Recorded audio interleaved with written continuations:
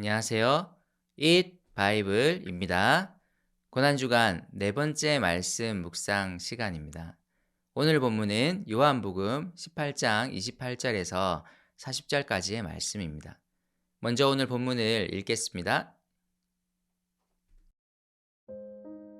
사람들이 가야바의 집에서 총독 관저로 예수를 끌고 갔다. 때는 이른 아침이었다. 그들은 몸을 더럽히지 않고 유월절 음식을 먹기 위하여 관저 안에는 들어가지 않았다. 빌라도가 그들에게 나와서 당신들은 이 사람을 무슨 일로 고발하는 거요? 하고 물었다. 그들이 빌라도에게 대답하였다.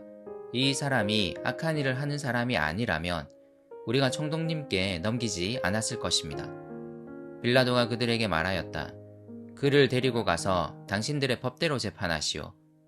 유대 사람들이 우리는 사람을 죽일 권한이 없습니다 하고 대답하였다. 이렇게 하여 예수께서 자기가 어떠한 죽음으로 죽을 것인가를 암시하여 주신 말씀이 이루어졌다. 빌라도가 다시 관저 안으로 들어가 예수를 불러내서 물었다. 당신이 유대 사람들의 왕이요? 예수께서 대답하셨다. 당신이 하는 그 말은 당신의 생각에서 나온 말이요? 그렇지 않으면 나에 관하여 다른 사람들이 말하여 준 것이요. 빌라도가 말하였다.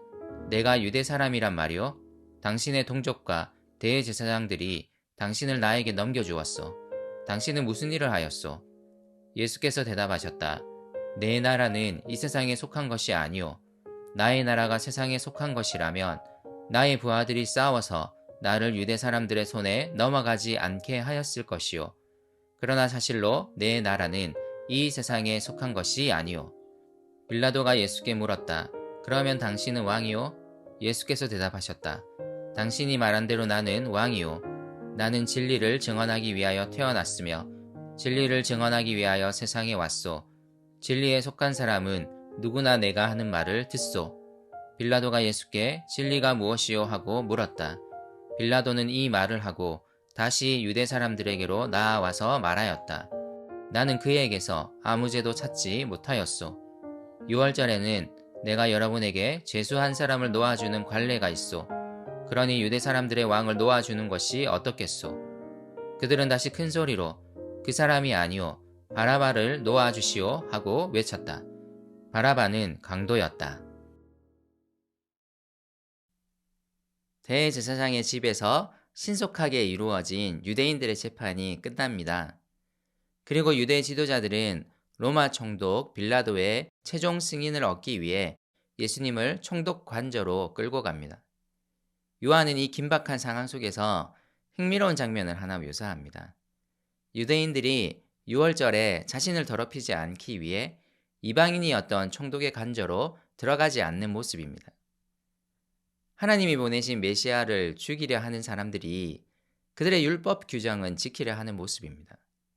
요한은 이런 장면을 통해 예수님을 잡아온 유대 지도자들의 모순을 보여주고 있습니다. 그들은 사람들 앞에서 자신의 정결함을 유지하기 위해 애를 쓰고 있지만 정작 하나님이 보내신 그리스도를 죽이려 합니다. 그들 스스로 지키려 하는 정결함이 하나님 보시기에 얼마나 헛된 것인지를 보여주는 장면이기도 합니다. 그래서 빌라도가 직접 문 밖으로 나와 예수님을 끌고 온 사람들에게 질문합니다. 무슨 일로 고발하는지를 묻습니다.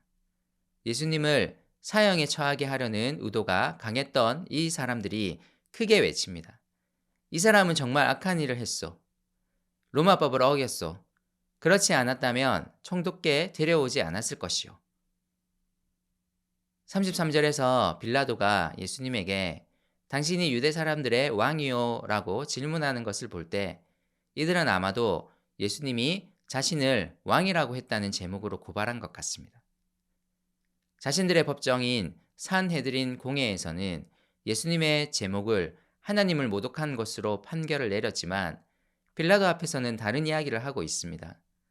어떻게든 예수님을 사형에 처하게 하기 위한 이 사람들의 악의가 드러나는 장면입니다. 하지만 빌라도는 유대 지도자들의 외침이 그들만의 문제라는 것을 알고 있습니다. 그래서 그들의 법대로 재판할 것을 권고합니다.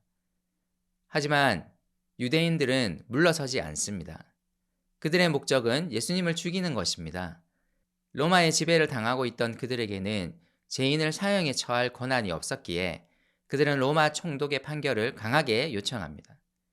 예수님은 이들에 의해 죽임당하실 것입니다. 이것은 이미 주님께서 말씀하신 것입니다. 주님은 이제 점점 십자가를 향해 가까이 가십니다. 사람들을 위해 그를 내어주시는 그 십자가에 달리셔서 하나님의 용서와 화해를 선포하실 것입니다. 유대인들의 적대적인 외침에 놀란 빌라도가 예수님을 직접 신문합니다. 그는 예수님께 묻습니다.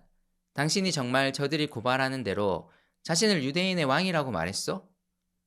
예수님은 이 빌라도의 말이 그의 생각으로부터 나오는 말인지 아니면 자신을 고발하는 사람들에게 듣고서 하는 말인지를 묻습니다. 빌라도는 짜증 섞인 목소리로 대답합니다.